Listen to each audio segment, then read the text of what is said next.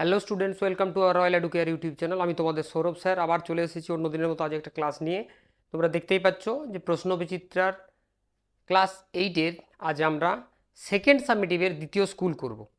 সেটা আজকে পুরোপুরি আমরা এখানে আলোচনা করব। চলো তাহলে ক্লাসটি শুরু করা যাক।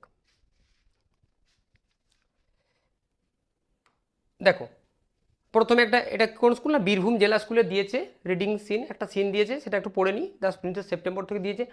দে take your freedom, the princess said. Princess বলছে তোমার স্বাধীনতা, তোমাকে স্বাধীনতা দিলাম আর কি। I shut you in a golden cage, বলছে আমি তোমাকে বন্দি করে রেখেছিলাম কোথায়, একটা সোনালি খাঁচাতে বা সোনার খাঁচাতে, বিকজ আই লাভড ইউ, আমি তোমাকে ভালোবাসি, and wanted to have you all to myself, আমি চেয়েছিলাম সবসময় তোমার সঙ্গে থাকতে বা তোমাকে সঙ্গে রাখতে, বাট আই নেভার নিউ, আমি কখনো এটা বুঝতে পারিনি বা জানতে পারিনি, ইট উড কিল ইউ, এটা তোমাকে মেরে ফেলবে বা হত্যা করবে। গো, যাও, fly away among the trees that are round the lake and fly over the green rice field, বলছে যাও, উড়ে যাও, কোথায়, সে সবুজ মাঠের ধান খেতে এবং চারিদিকে যে গাছপালা সেখানে তুমি উড়ে যাও এবং সবুজের মধ্যে তুমি উড়ে বেড়াও। আই লাভ ইউ এনাফ, আমি তোমাকে যথেষ্ট ভালোবাসি, to let you be happy in your own, আমি চাই তুমি তোমার মতো করে খুশি থাকো। She threw open the window and gently place the little bird on a sill, তারপর সে ওখান থেকে বের করি, সে পার্চ মানে কি, জানালার যে যে দণ্ডগুলো থাকে বা আমরা জানালার যে রেলিংগুলো থাকে জানালার মধ্যে, সেটার উপরে সে আস্তে করে নামিয়ে দিয়েছিল। ছোট একটা সিন দিয়েছে, চলো তাহলে এখান থেকে আমরা উত্তরগুলো করি। দেখো প্রথমে বলছে answer the following question, who granted freedom to the little bird, তাহলে কে দিয়েছিল, দেখো এখানে লেখা আছে the princess said take your freedom, তাহলে আমরা বলতেই পারি কে দিয়েছিল, দ্য প্রিন্সেস। তাহলে এর দাগের 1, the princess.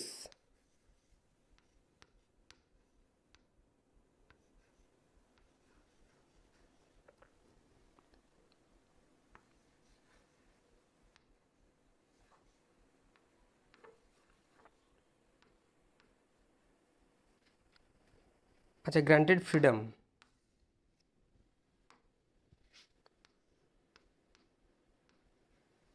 Freedom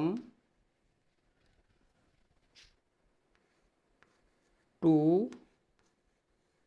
the little bird, তা কি পেলাম, the princess granted freedom to the little bird. Why did she shut the little bird in a cage, কেন সে বন্ধ করছিল, দেখো এখানে লেখা আছে I shut in you in a golden cage because I love, তাহলে কি লিখবো, সি সার্ট, আমরা তো বন্ধ করিনি, সে প্রিন্সেস বন্ধ করেছিল, তাহলে সি সার্ট, সার্ট কাকে, দ্য লিটিল বার্ড,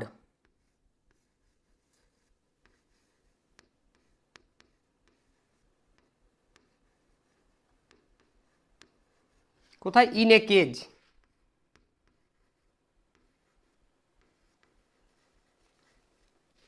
কারণ কি, বিকজ,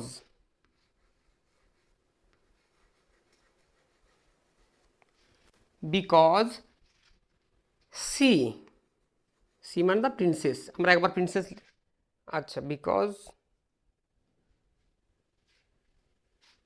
আচ্ছা সিটা লিখে আমরা একবার বিকজ, একবার প্রিন্সেস লিখে দিই, because the princess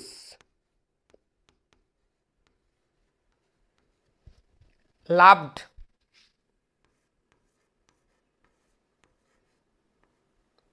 him and wanted, এবং চেয়েছিল, and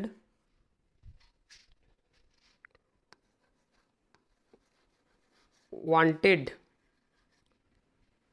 two have, to have and wanted to have all with herself,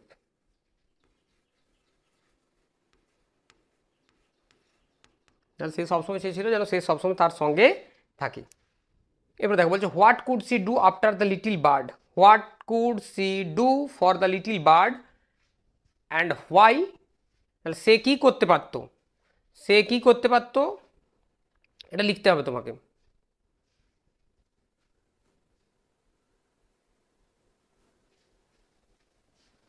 চলো তাহলে উত্তরটা আমরা করি।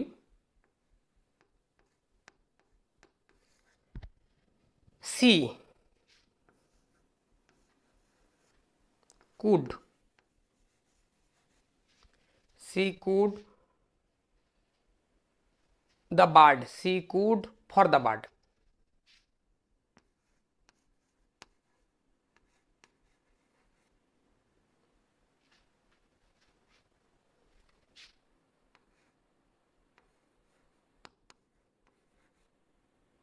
To go free, to go free and to fly, and to fly away, and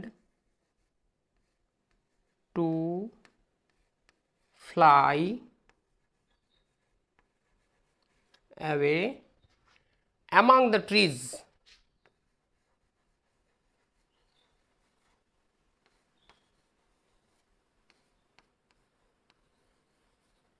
Among the trees that are round the lake, that are round the lake, that are round the lake, and fly over the green, and fly over কোথায় না the green rice field.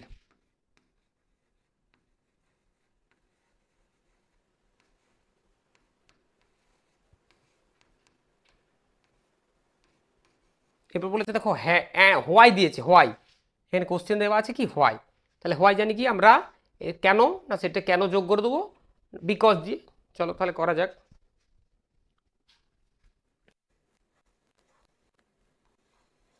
কারণ কি, কারণ সে তাকে অনেক ভালোবাসতো, because she loved him very much, because she loved the little bird,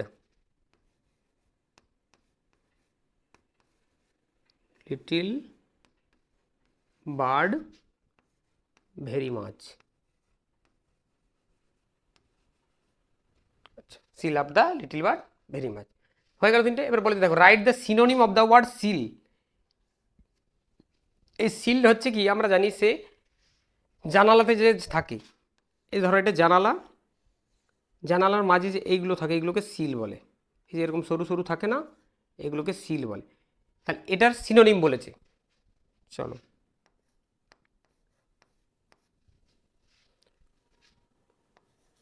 সিলের হচ্ছে synonym কি, a narrow shelf, a narrow, N A R R O W, narrow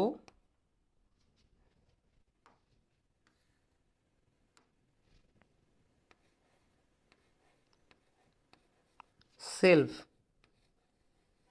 L F below, a window.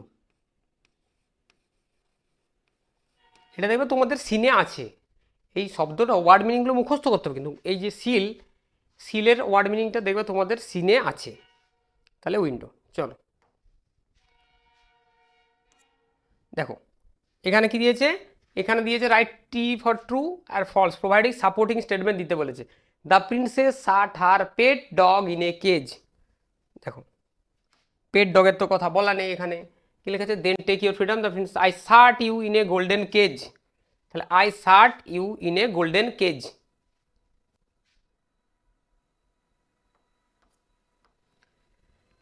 তাহলে এটা কি হবে, আমরা দেন এটা ফলস হবে। চলো তাহলে ফলসটা লিখে দিই।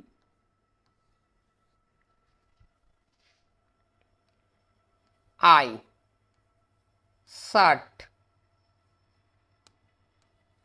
You in golden cage. আমরা লাইন তুললাম নিজের মতো করে, the princess shut the little bird in a golden cage, আমরা এরকম লিখতে পারতাম,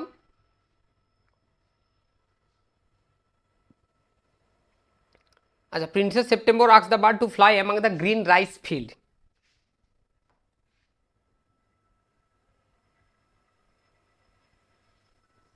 দেখো এখানে দিয়েছে fly among the trees and that round lake and fly over the green rice field, fly over, তাহলে অ্যামং দ্য ট্রিজের মধ্যে বলেছে, সামনে এখানে কী হবে এটা, দেখো এখানে দিয়েছে ভালো করে পড়তে হবে, princess September ask the bird to fly among the green rice field, তার মানে এটাও ফলস হবে,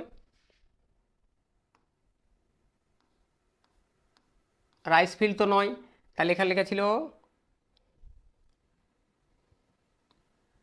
আচ্ছা লেখা আছে fly away among the trees,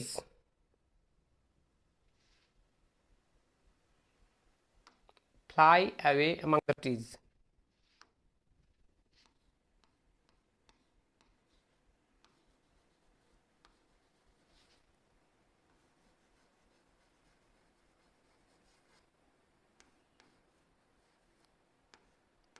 trees that are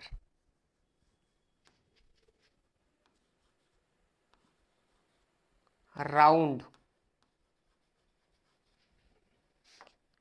কি লেখা আছে, that are round the lake and fly over,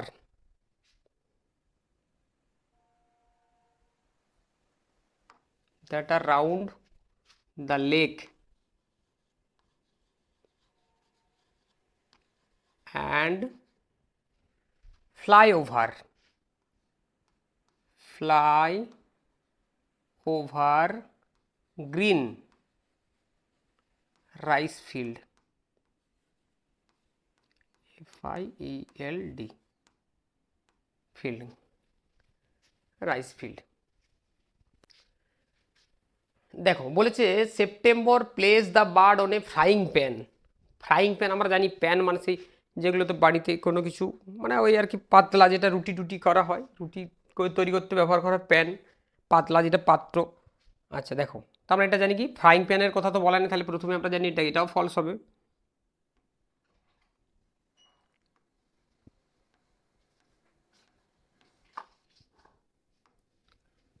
দেখো এই যে she threw open the window and gently place on the little bird on a seal,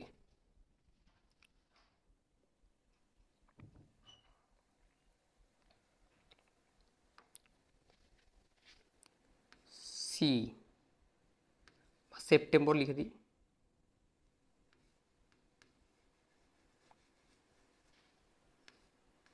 threw,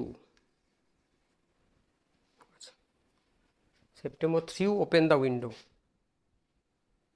3 open the window,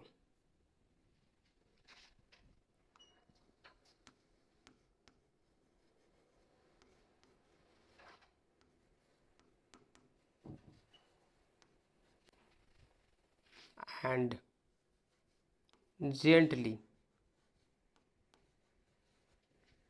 place the bird,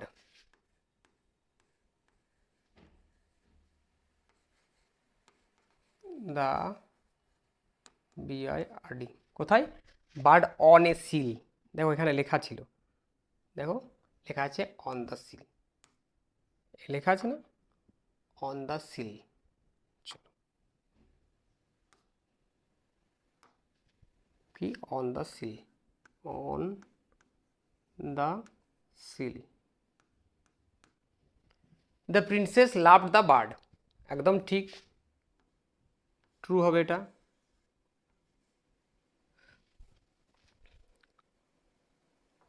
দেখো এই যে because I love you, বলছে I shut in you golden cage because I love you,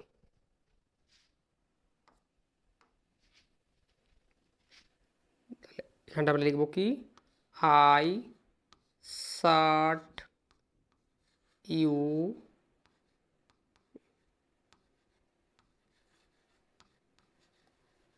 golden cage because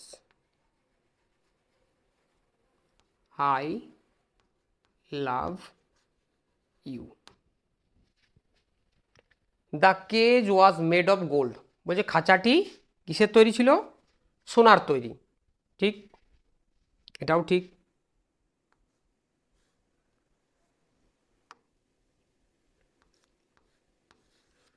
দেখো এইটা লিখবো কি না, I shut you in a golden cage, I shut you a golden cage, I shut in you in a golden cage. চলো দেখো এরপর একটা দিয়েছে কি কবিতা, আমরা জানি কবিতা আছে সেকেন্ড সাবমিটিভেটে কি না, এটা কোথা থেকে নিয়েছে তোমরা বুঝতেই পারছো, সেই হাংরি ডগের। দেখো বলেছে the sea is a hungry dog, কুকুরটি হচ্ছে একটি কি সমুদ্রকে একটি ক্ষুধার্ত কুকুরের সঙ্গে তুলনা করা হয়েছে। জায়ান্ট অ্যান্ড গ্রে, যেটা কি খুব বড় এবং দৈত্যাকার এবং সেটার রং বর্ণ কেমন ধূসর বর্ণের। He rolls on the beach all day, সে সারাদিন রোলস মানে হচ্ছে গড়াগড়ি খায়, সারাদিন বিচে গড়াগড়িতে খায়। উইথ হিজ ক্লাসিং টিথ, তার সেই তীক্ষ্ণ তীক্ষ্ণ দাঁত নিয়ে, আর স্যাগি জজ, কর্ক বা রোমোস যে চোয়াল। আওয়ার্স আপন আওয়ার হি ইগনজ, ঘন্টার পর ঘন্টা সে কি করতে থাকে, চিবোতে থাকে। দ্য রামলিং টামলিং স্টোন, রামলিং মানে হচ্ছে কি গর্জন করা, টামলিং মানে গড়াগড়ি খাওয়া পাথরের উপর। বোনস বোনস বোনস, হাড় হাড় হাড়। দ্য জায়ান্ট সিডগ মোন্স, যে জায়ান্ট সিডগটা কি করে, মোন্স মানে কি, মোন্স মানে চিৎকার করা। লিকিং হিজ গ্রেসি পস, তার সেই তৈলাক্ত থাবা বা নরম যে চর্বিযুক্ত থাবা সেগুলো কি করতে থাকে, লিকিং, লিকিং কথাটা মানে হচ্ছে কি চাটতে থাকে, যে লিকিং কথাটা মানে হচ্ছে কি চাটতে, গ্রেসি কথাটা মানে বললাম চর্বিযুক্ত বা তৈলাক্ত। দেখো কবিতাটা ভালো করে পড়তে হবে, কবিতার পুরো ডিটেলস ভালো করে পড়ে নিতে হবে, ওয়ার্ড মিনিং যা আছে সেই ওয়ার্ড মিনিং অনুযায়ী পড়লে হবে না, ভালো করে ডিটেলসে পড়লে তবে কবিতাটা ভালো করে বোঝা যায়। দেখো choose the correct alternative, the figure of speech that has been use in the first line, প্রথম লাইনে the sea is hungry dog, এখানে কোনটা, এখানে আমরা জানি এটা হচ্ছে মেটাফোর। এবার মেটাফোর কি সেটা আমাকে একটু বুঝে নিতে হবে, তাহলে option B is the correct answer. দেখো মেটাফোর হচ্ছে, মেটাফোর যখন দুটো কমপ্লিটলি ডিফারেন্ট বস্তু মধ্যে তুলনা করা হয়। দেখো দুটো বস্তু বা এই যে দেখো সি একটা আর হাংরি ডগ একটা, তাহলে একটা লিভিং ক্রিয়েচার একটা নন লিভিং ক্রিয়েচার, একদম কমপ্লিট কি করছে, কম্পেয়ার করছে উইদাউট ইউজিং কোনো কিছু লাইক অ্যাজ এর সব ব্যবহার না করে। যদি এরকম সরাসরি আলোচনা করা হয় তখন সেটাকে বলা হয় মেটাফোর। আর যদি এখানে লাইক থাকতো, the sea is like a hungry dog, তখন সেটা মেটাফোর হতো না, তখন সেটা আমরা বলবো সিমিলি। তাহলে এটা আমরা বুঝতে পারলাম কি, the sea is a hungry dog, কেন না একদম সরাসরি সমুদ্রকে একটি ক্ষুধার্ত কুকুরের সঙ্গে তুলনা করা হয়েছে, তাই আমরা এটা বলতে পারি এটা মেটাফোর। আশা করি বুঝতে পারলে মেটাফোরটা কি। আর যদি এখানে লাইক দেওয়া থাকতো তাহলে সেটা হয়ে যাবে সিমিলি, যেহেতু এখানে বলেছে হাংরি ডগ একদম সরাসরি, তার জন্য আমরা মেটাফোর করেছি। দেখো এখানে বলেছে ম্যাচ দ্য ফলোয়িং, আচ্ছা এইটা কিন্তু স্পেলিং মিস্টেক আছে, তাহলে এটা এখানে বিটা হবে না।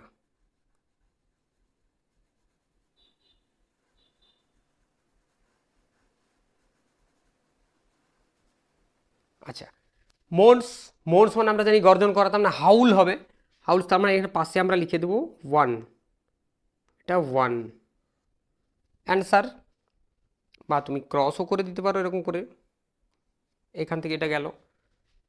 গ্নজ, গ্নজ মানে কি, গ্নজ মানে চিবানো, আমরা যেটা চিবাতে থাকি, দেখো এখানে গ্নজ আর এখানে একটা বাইট, দুটোর সঙ্গে বাইট বা চিউ এই দুটোর সঙ্গে এটা হয়ে যাবে, তার মানে এখান থেকে চলে যাবে এটা এটা, তার মানে এটা বলতে পারি টু, আমরা এটা বলতে পারি টু হয়েছে। আর তাহলে কি স্যাগি মানে হচ্ছে রোমোস, যেটা একদম খসখসে বলতে পারি আমরা, রাফ, তাহলে এখান থেকে এটা চলে গেল, এটা হয়ে গেল আমাদের থ্রি, ওয়ান টু থ্রি হয়ে গেল। দেখো এরপর correct the, choose the correct answer from the given alternative, এখানে কতগুলো অপশন দেওয়া আছে সেখান থেকে আমার ঠিক করতে হবে। The sea is compared to a, তাহলে সি কে কিসের সঙ্গে তুলনা করা হয়েছে, দেখো প্রথম লাইনে একদম লেখা আছে the sea is a hungry dog, তাহলে এখানে কম্পেয়ার্ড, তাহলে option C is the correct answer. দেখো তারপর বলছে the sea rolls on the beach all evening all day only at night, এখানে অল ডে কথা বলেছে, তাহলে আমরা জানি অপশন এটাও B, option B is the correct answer. আচ্ছা দেখো 3 নম্বর the sea seen as a dog has, sea কে একটা কুকুরের মতো দেখানো হয়েছে, যার কি আছে হ্যাজ গ্রেজি প, গ্রেজি নোজ না স্মল প। গ্রেজি পস মানে হচ্ছে কি বললাম এখনই, যে চর্বিযুক্ত বা তৈলাক্ত থাবা। গ্রিজি নোজ, নোজ মানে নাক, তো জানো গ্রিজি মানে তৈলাক্ত, স্মল পজ ছোট থাবা। তাহলে এখানে দেখো লেখা আছে এই যে গ্রেসি পজ, গ্রিজি পজ, তাহলে এটা উত্তর হবে আমার। তাহলে এখানে হবে কি option A is the correct answer. হয়ে গেল। এরপর দেখো complete the following sentence with information from the above poem. এই কবিতা থেকে তোমাকে কি করতে হবে, শূন্যস্থান পূরণ করতে হবে।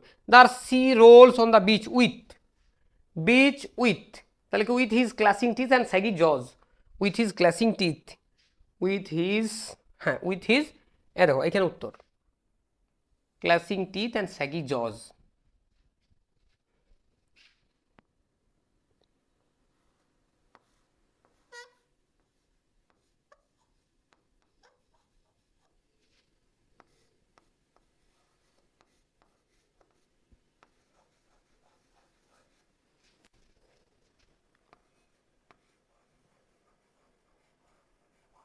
স্যাগি আছে জজ, জ মানে চোয়াল, জজ। আচ্ছা তারপর হচ্ছে for hours the giant sea dog, for hours giant sea dog কি করে, গ্নজ, শুধু উত্তর হবে গ্নজ, GNAWS, গ্নজ। দেখো the sea dog moans, the sea dog moans কি করে না, লিকিং হিজ গ্রেসি পজ।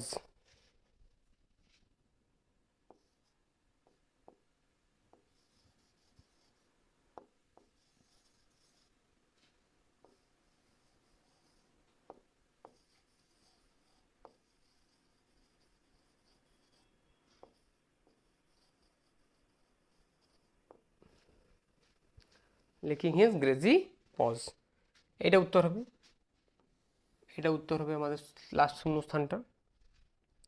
চলো তাহলে আমাদের কবিতার এটা হয়ে গেল। দেখি এরপর কি আছে আমাদের, এরপর রিডিং সিন, একটা আনসিন দিয়েছে। দেখো আমরা জানি আনসিনটা আমাদের কি হয়, আমাদের পুরোটা অচেনা আমাদের কাছে, তাহলে আমরা কি করবো আগে ভালো করে পড়ে নেবো একবার।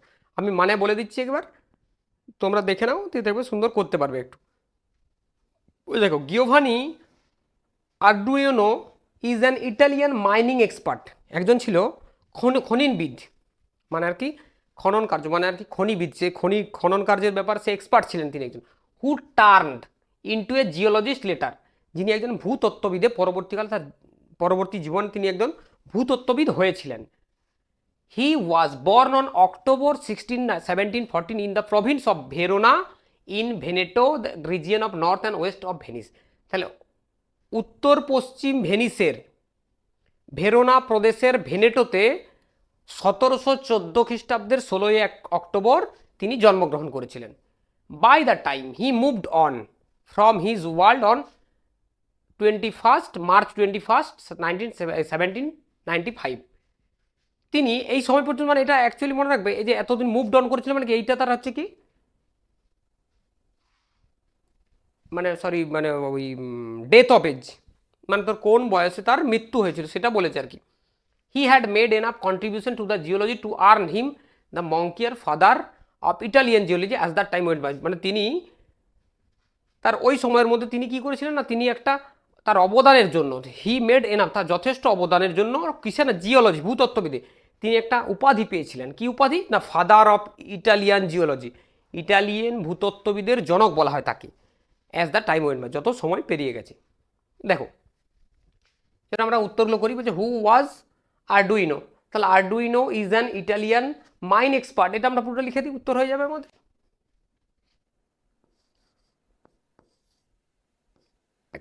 হচ্ছে Arduino,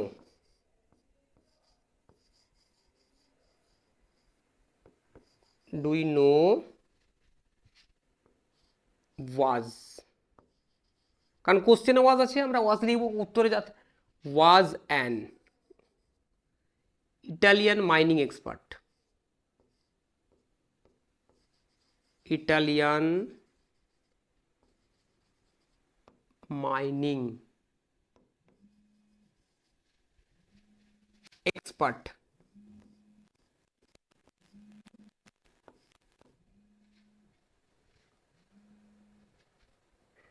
who turned,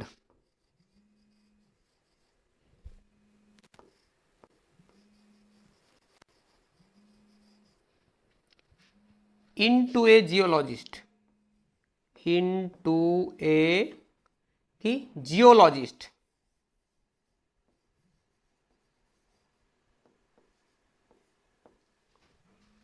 in his geologist later in his life.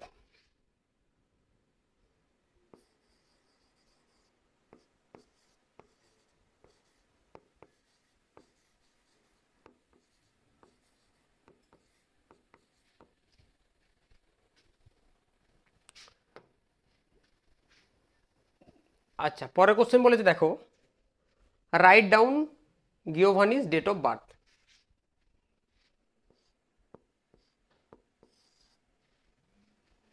তাহলে ডেট অফ বার্থ মানে ওয়াজ বর্ন আমরা লিখতে পারি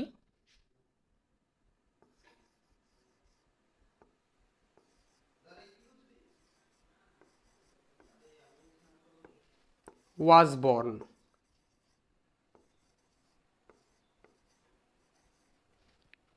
on 16th October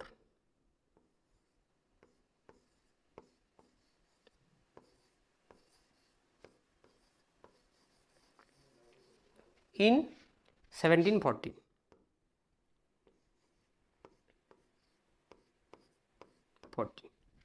হোয়ার, দেখো where did Giovanni Arduino live, কোথায় বাস করতেন তিনি, এই যে লিখেছে in the province of region. তাহলে লিখবো কি আমরা, চলো উত্তরটা দেখি, Giovanni Arduino,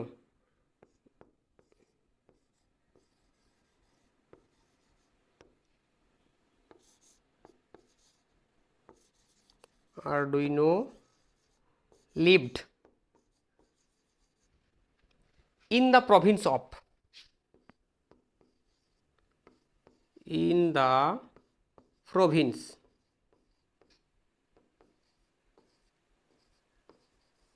of, province of Verona,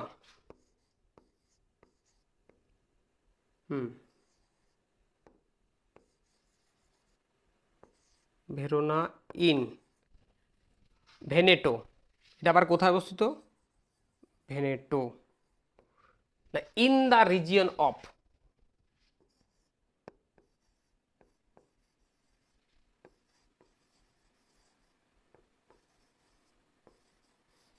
region of কোথায়, north and West,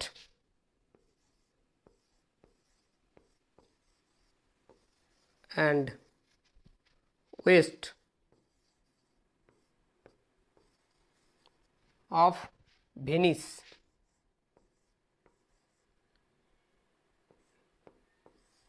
NIC.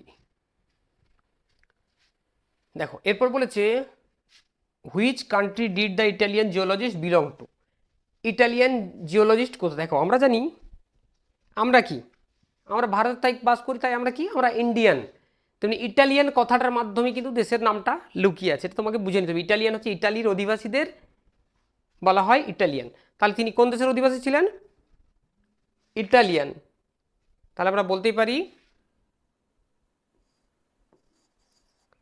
Arduino, the Italian geologist, না লিখব কি আরডুইনো, আরডুইনো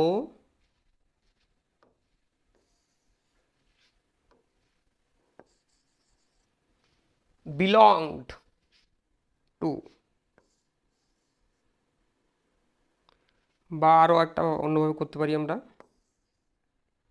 এখানে একটা কমা দিয়ে দাও, কি দেব, যে দ্য ইটালিয়ান জিওলজিস্ট,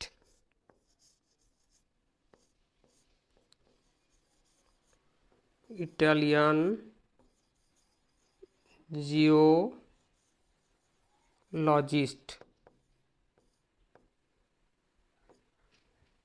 জিওলজিস্ট এটা belonged to, belonged to Italy, Italy, হচ্ছে Italy, belong to Italy. Arduino the Italian geologist belong to Italy. হয়ে গেল। দেখি এরপর দেখো এখানে দিয়েছে কি complete the following sentence with information from the above passage. তাহলে Giovanni moved on from his world on, তাহলে কোথা থেকে কোথায় মুভ করেছিল, দেখো ওয়ার্ল্ড অন, মুভড অন, দেখো ওয়ার্ল্ড অন কবে, মার্চ 21, 1975, সরি 1975 নো 1795, তাহলে অন 21 মার্চ, অন 21 মার্চ, সাল কত, ইন 1795, 1795। দেখো Arduino earn the moniker, moniker মানে যে উপাধি বলা হয়, কি উপাধি পেয়েছিল, moniker father of Italian geology. চলো এটা লিখবো কি, ফাদার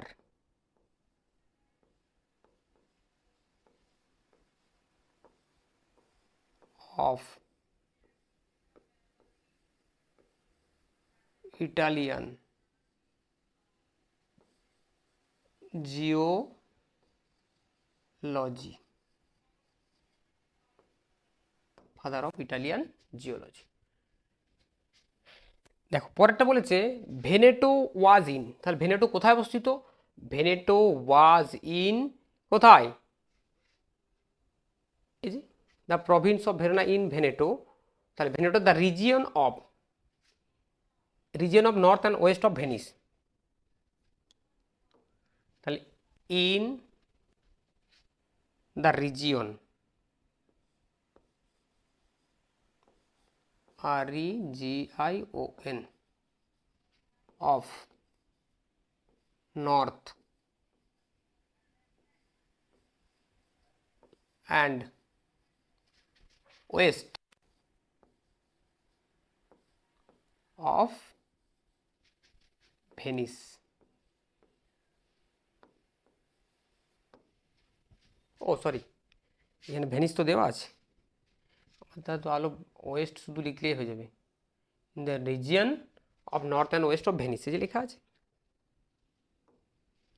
আচ্ছা দেখো এরপর দিয়েছে write T for true and F for false statement, F for false statement, তাহলে হচ্ছে Van Gogh earn the moniker father, Van গগের কথা তো এখানে বলাই নেই, কার আছে না আরডুইনো, আরডুইনোর, তাহলে এটা আমরা কি বলবো, এটা ফলস, প্রথমেরটা ফলস, প্রথমেরটা ফলস। দেখো তারপর বলেছে geologist is someone who deals with naval matter, naval মানে হচ্ছে আমাদের আমরা নৌ বলি না, নৌ সংক্রান্ত বা জাহাজ সংক্রান্ত ব্যাপারের সঙ্গে তিনি যুক্ত ছিলেন। জিওলজিস্ট, জিওলজিস্টরা তাদেরকে বলা হয়, জিওলজিস্টরা বলছে কি নাভাল, নৌ সংক্রান্ত বা জাহাজ সংক্রান্ত ব্যাপার যুক্ত না, তারা ভূতত্ত্ববিদ, তার নাভাল সিস্টেম হবে না, তাহলে এটাও হবে ফলস, এটা হবে আমার ফলস। তাহলে এটা আমাদের কমপ্লিট হয়ে গেল। দেখো এবার নেক্সট হচ্ছে কি আমাদের এটা গ্রামার, এটা তো জানো এটা খুবই একটা ইম্পর্টেন্ট পার্ট, ইংলিশের একটা ইম্পর্টেন্ট পার্ট আমরা জানি।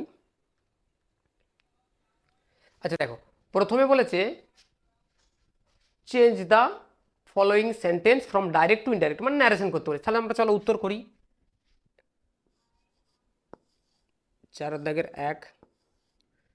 তাহলে the statue shed to the swallow please give her safari remaining in my other one I, তাহলে এখানে দেখো সোয়ালো প্লিজ বলেছে, তারপরে এই রিপোর্টিং ভার্ব যেটা আছে এটা চেঞ্জ হয়ে যাবে, তাহলে the statue requested the swallow,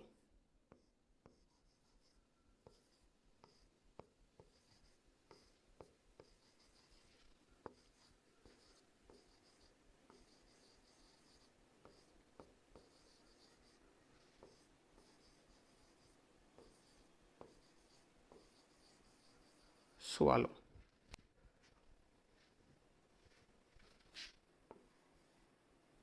to give, কারণ এখানে লিঙ্কার হবে না, তাই এটা টু ব্যবহার করতে হবে, টু গিভ বা আমরা লিঙ্কার হিসেবে টু ব্যবহার করতে পারি, এটাও বলা যায় টু গিভ হার, এই হারটা কিন্তু কোনো পরিবর্তন হবে না, to give her the safari.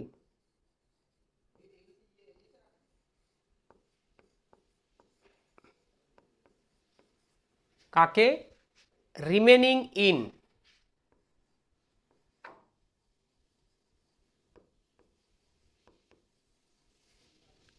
In my other তো ইন হবে না, তাহলে ইন ইটস হবে, ইন ইটস, কেন স্ট্যাচুটা একটা non living creature, in its other I.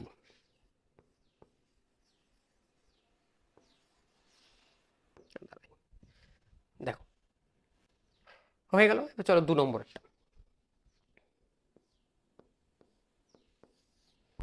বলেছে the old man said to the little girl may God bless you. দেখো এখানে সেড টুটা চেঞ্জ হয়ে যাবে, প্রেড হয়ে যাবে, দ্য ওল্ড ম্যান প্রেড, এটা অপটেটিভ সেন্টেন্স আছে আমরা জানি সবাই।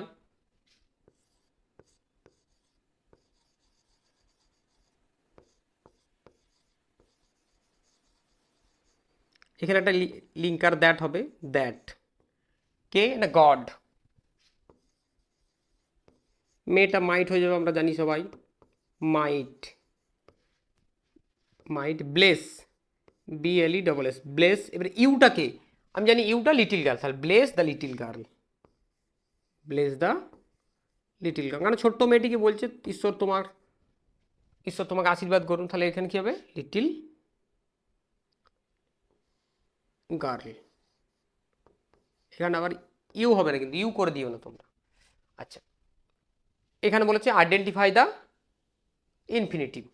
দেখো ইনফিনিটিভ আমরা জানি, ইনফিনিটিভ কি না, ইনফিনিটিভ মূলত হয় কি, ইনফিনিটিভ হয় টু হয় তার সঙ্গে V1 বা বেস ফর্ম অফ ভার্ব বলি আমরা যেটা, তাহলে এটা হচ্ছে ইনফিনিটিভ। তাহলে এখানে কোথায় আছে দেখো, দেখো টু লাই, তার মানে এটা হচ্ছে ইনফিনিটিভ, আন্ডারলাইন করে দিলাম।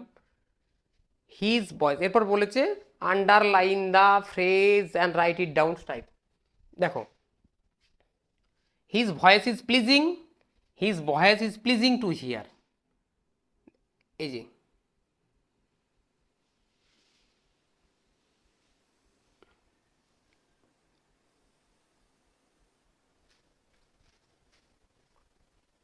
তাহলে এটা হবে কি, এটা নাউন ফ্রেজ হয়ে যাবে, কি হবে নাউন ফ্রেজ।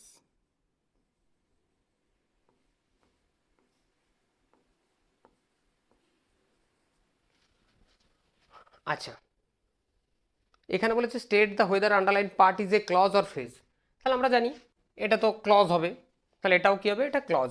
কেন আমরা জানি ফ্রেজে কি থাকে না, ফ্রেজে কোনো ফাইনাইট ভার্ব বা সাবজেক্ট থাকে না, তাহলে এটা আন্ডারলাইনটা কি হচ্ছে, এটা ক্লজ, শুধু আমরা লিখে দেবো ক্লজ, আর তো কিছু বলেনি।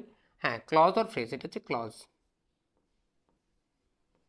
অ্যাকচুয়ালি এটা হচ্ছে প্রিন্সিপাল ক্লজ, তাহলে আমরা ক্লজ বলেছি, ক্লজ লিখে দিলাম।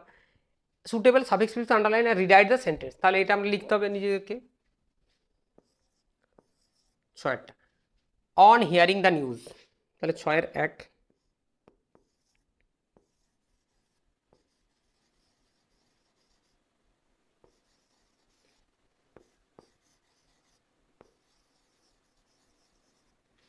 on hearing the news he felt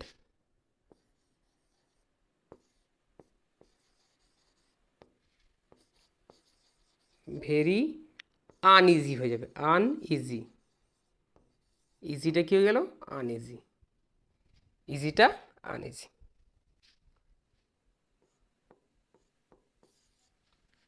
the boy wrote a different story, the boy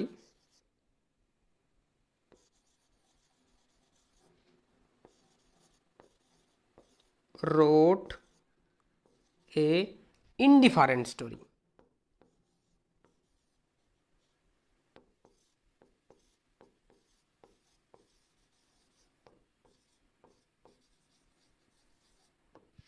indifferent story. দেখো হয়ে গেল। আচ্ছা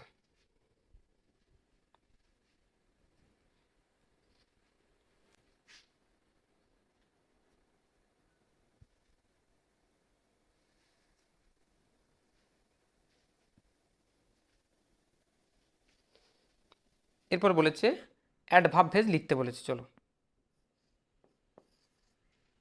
তাহলে an adverb phrase is a, আমরা বলতে পারি is a group of words. তাহলে লিখিয়ে গে চলো।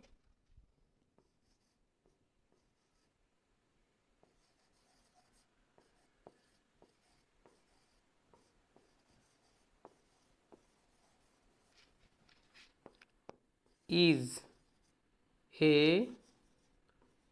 group of words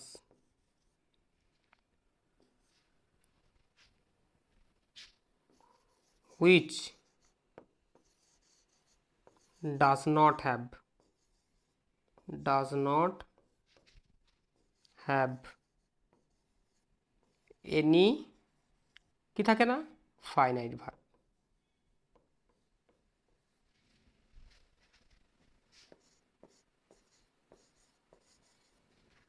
finite verb and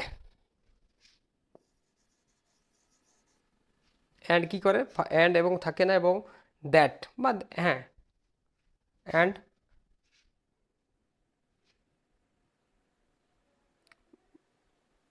perform, PERFO,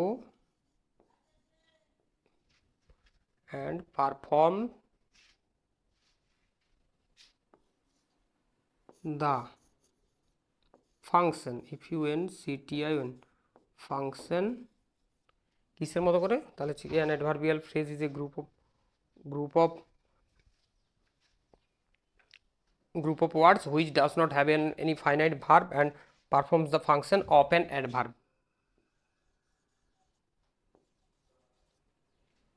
আচ্ছা, আপনাকে আমরা লাইক অ্যান অ্যাডভার্ব করে দিই, লাইক অ্যান অ্যাডভার্ব,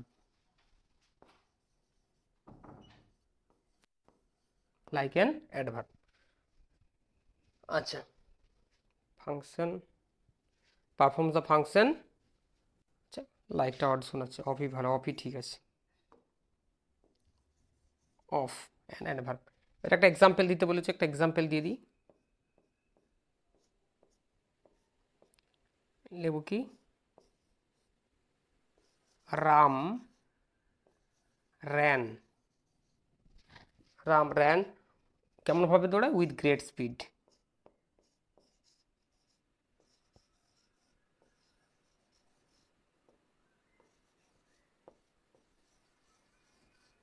আচ্ছা, এবার কি বলেছে, আন্ডারলাইনও করতে বলেছে, তাহলে উইথ গ্রেট স্পিড আমরা আন্ডারলাইন করে দিলাম, গ্রেট স্পিড আন্ডারলাইন করে দিলাম।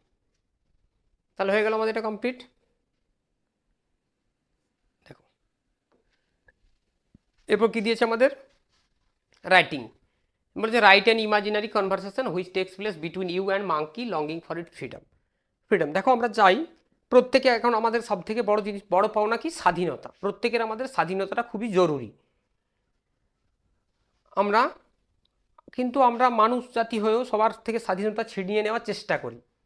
সেরকম অনেক ধরো পশু পাখিকে আমরা জোরপূর্বক বাড়িতে পুষি বা খাঁচায় বন্দি করি, বা কোনো চিড়িয়াখানায় আটকে রাখা হয়, তাদের সঙ্গে আমরা এটা তাদের স্বাধীনতা কেড়ে নিয়ে আমরা তাদের মুক্ত করতে চাই না, বা সেখান থেকে আমরা কিছু এন্টারটেনমেন্ট করার জন্য তাদেরকে বন্দি করি। সেটা নিয়ে একটা কনভারসেশন হচ্ছে কি, মাঙ্কি আর ধরো ইউ, কোনো একটা ব্যক্তির সঙ্গে ইমাজিনারি কনভারসেশন। আমরা তো জানি মাঙ্কি কথা বলতে পারে না, কিন্তু কনভারসেশনটা কী হবে, ইমাজিনারি। ওই জন্য বলে দিয়েছে দেখো, ইমাজিনারি কনভারসেশন, কাল্পনিক। সে তার ফিলিংসে কীভাবে প্রকাশ করবে, এটা দেখো 5 নাম্বারে আছে বলে আমরা বেশি বড় করিনি, ছোট করেই লিখেছি। প্রথমে যে কোনো ব্যক্তি ধরো, me why are you looking so sad little monkey, ছোট্ট মাঙ্কি একটা খাঁচার মধ্যে আছে, তোমাকে এত স্যাড দেখাচ্ছে কেন? হয়তো সে চিড়িয়াখানায় গেছে, দিয়ে সেখানে দেখছে একটা মাঙ্কি, এটা কল্পনা করতে হবে যে চিড়িয়াখানায় গেছে, দেখছে মাঙ্কি পুরো একদম স্যাড হয়ে বসে আছে, দিয়ে জিজ্ঞেস করছে যে why are you looking so sad little monkey, ছোট্ট বানর তোমাকে এত দুঃখী লাগছে কেন? তখন মাঙ্কি বলছে আই এম স্যাড, আমি দুঃখী কারণ I kept in a cage, বলছে আমাকে খাঁচার মধ্যে রাখা হয়েছে, আই ওয়ান্ট মাই ফ্রিডম, আমি আমার স্বাধীনতা চাই। মি তখন বলছি কি, don't the people here take care of you, এখানে লোকজন কি তোমার যত্ন নিচ্ছে না?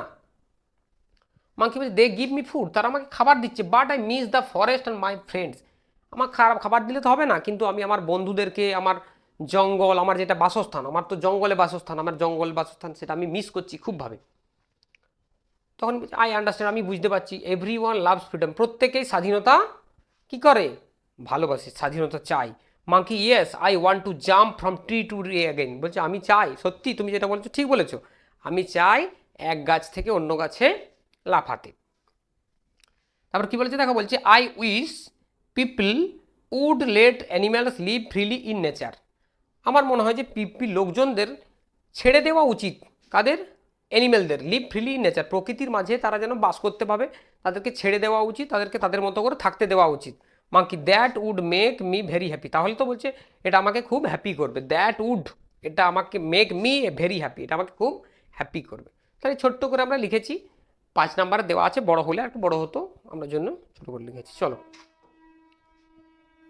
দেখো আরেকটা দিয়েছে, এটাও তোমার আছে 5 মার্কসের, সম্ভবত 10 মার্কসের একটাই দেবে, 5 মার্কসের এখানে দুটো দিয়ে দিয়েছে, তাই দুটো দিয়েছে, আমরা অল্প অল্প করে কম কম করে লিখেছি। দেখো বলেছে write a letter in about 80 words two year younger brother, ছোট ভাইকে লিখতে বলেছে, advising him to practise discipline in his school, কীভাবে স্কুলে নিয়ম শৃঙ্খলাকে মেনে চলবে, অ্যান্ড দ্য সোসাইটি, সোসাইটি বা সমাজে, আমাদের প্রতিবেশী বা পাড়াতে কীভাবে আমরা যে নিয়ম শৃঙ্খলা মেনে চলবো সেটা নিয়ে ভাইকে একটা তুমি উপদেশ দাও।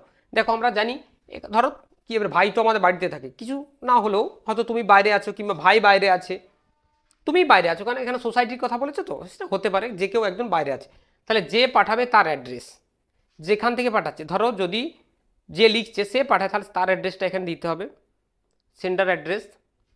তারপরে ডিয়ার ব্রাদার, যে I hope you are well, I am writing to advise you to practise discipline in your school and in society, আমি তোমাকে উপদেশ দেওয়ার জন্য লিখছি যে ডিসিপ্লিন কীভাবে স্কুলে এবং সোসাইটিতে মেনটেন করবে, মেনে চলবে। Discipline is very important in life, ডিসিপ্লিনটা হচ্ছে জীবনে একটা খুবই গুরুত্বপূর্ণ জিনিস আর কি, মানে গুরুত্বপূর্ণ একদম বলতে পারি আমরা, নিয়ম শৃঙ্খলা বা আইন কানুন, আইন কানুন হবে না, নিয়ম শৃঙ্খলা হতে পারে। It helps us to become good student, এটা আমাদেরকে কি সাহায্য করে, ভালো ছাত্র হতে সাহায্য করে। অ্যান্ড রেসপন্সিবল সিটিজেন, এবং দায়িত্ববান নাগরিক হতে সাহায্য করে। You should always obey your teacher, তাহলে উপদেশ দিচ্ছে তুমি সবসময় তোমার টিচারদেরকে কী করবে, মেনে চলবে। রেসপেক্ট এল্ডার, বড়দেরকে শ্রদ্ধা করবে। And follow the rules of your school, এবং স্কুলের যে নিয়মকানুন সেগুলো সবসময় তুমি মেনে চলবে। Be punctual and complete your duties regularly, মানে একদম সৎভাবে থেকে তোমার যা দায়িত্ব, প্রতিদিনের দায়িত্ব পালন করবে। A disciplined life will surely lead to a success and earn respect from everyone, যদি তুমি ডিসিপ্লিন লাইফ মানে একদম নিয়ম শৃঙ্খলাপূর্ণ বা শৃঙ্খলা পরায়ণ জীবন লিড করতে পারো, তাহলে সেটা তোমাকে কোথায় নিয়ে যাবে, লিড ইউ টু সাকসেস, সফলতার দিকে নিয়ে যাবে। অ্যান্ড আর্ন, তুমি উপার্জন করবে বা আয়ত্ত করবে, রেসপেক্ট ফ্রম এভরিওয়ান, মানে যদি তুমি এরকম করতে পারো তাহলে প্রত্যেক সোসাইটিতে বা সব জায়গায় তুমি কী পাবে, সম্মান পাবে। তারপর এখানে লিখে দিয়েছি ইওর লাভিং ব্রাদার, দিয়ে তোমার নিজের নামটা লিখে দেবে, যে লিখছে ইওর লাভিং ব্রাদার, ধরো ভাইকে লিখছো, এখানে যদি ধরো কোনো